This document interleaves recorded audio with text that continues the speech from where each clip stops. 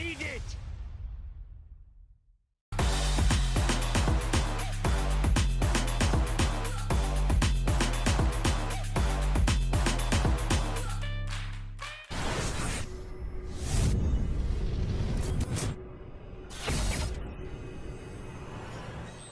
Oscar Bevis, IFL TV, proudly sponsored by Everlast here in Telford, head of a Saturday night fight night with championship boxing at the top of the bill. Mr. Nathan Heaney joins me now. About 3 years it's been. 3 years, mate. You look even better, mate. Oh, cheers, dude. Yeah, you're looking good yourself, man. But yeah, it's obviously 3 years since we were at Birmingham. I wasn't signed by Frank at the time. I was like a fill-in really for the show. But I think we took 360 soakies there. You commented on how good the support was, but it's just grown immeasurably since then. And yeah, I'm looking forward to Saturday. It's going to be a great event and a very good fight as well.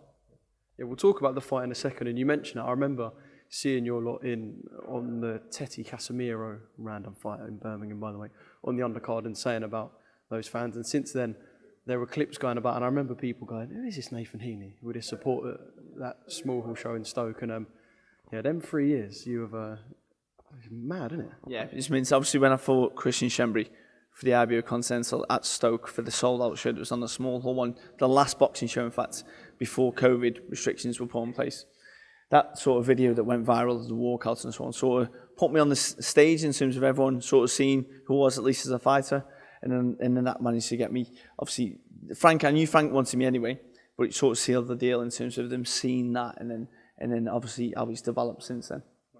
Well, this is, I mean, what you're about, and it getting out in the Midlands, not too far from Stoke. You've got loads of fans travelling. This is kind of you, and I suppose this is you living your dream right now. Yeah, absolutely. This is my dream. Growing up as an amateur, the idea was to win the ABAs, which is virtually impossible to do. But it was to win the ABA so you get signed by Frank. And obviously I never won the ABAs. I boxed very well as an amateur. I boxed some great lads as an amateur. But then to do it through the smalls, he is still achieving exactly what I dreamed in the first place. It is special.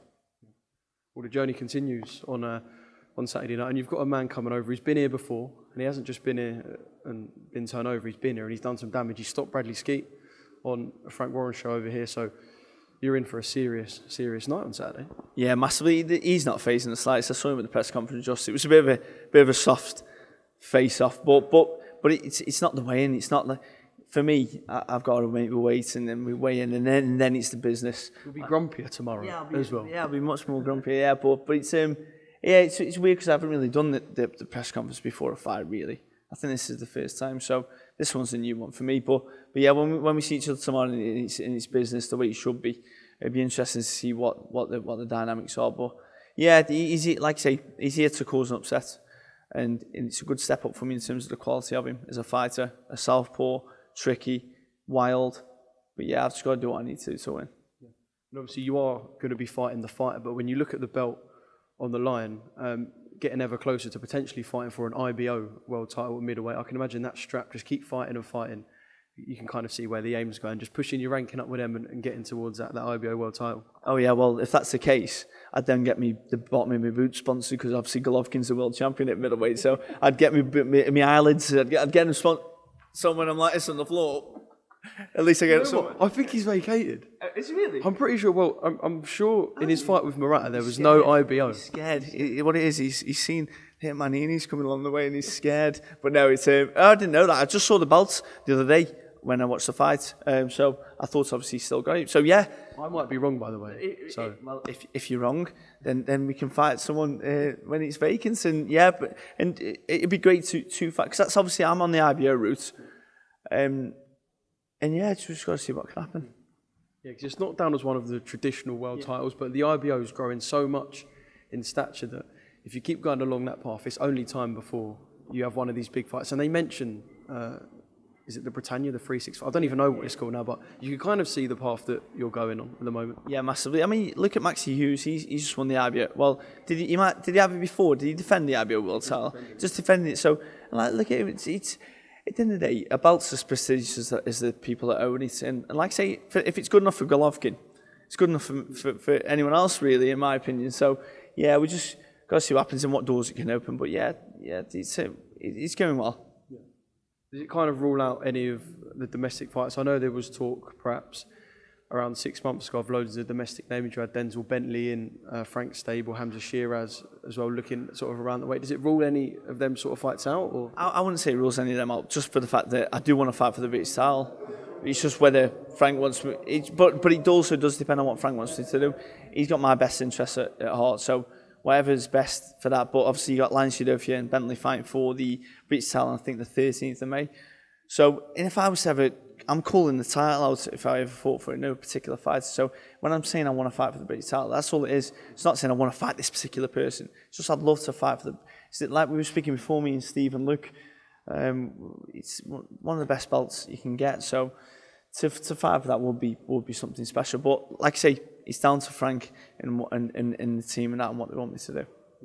And just this dream of fighting at Stoke Stadium, they've mentioned up there about Zach doing it at Derby. Frank's delivered for Josh before, for Carl.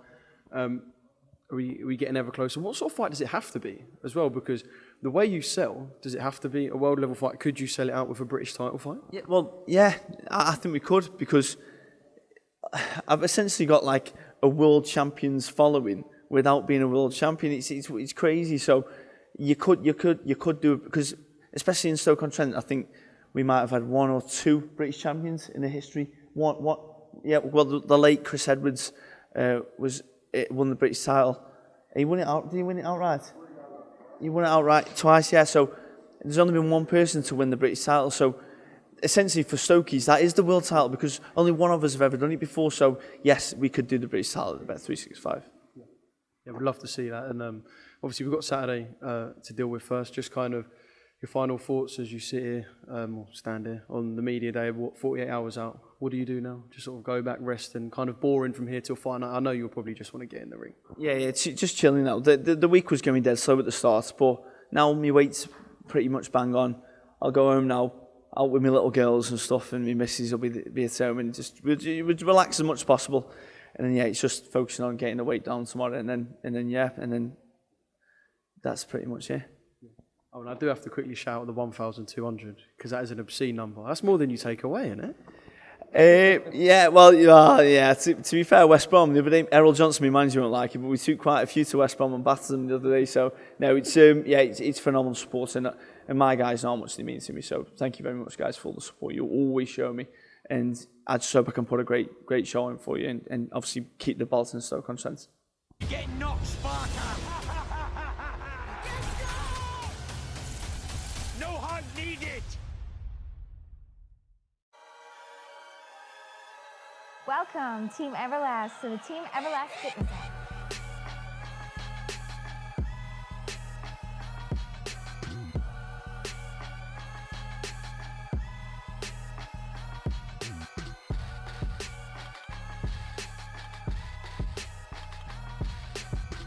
Download the Everlast Fitness app and find your greatness within.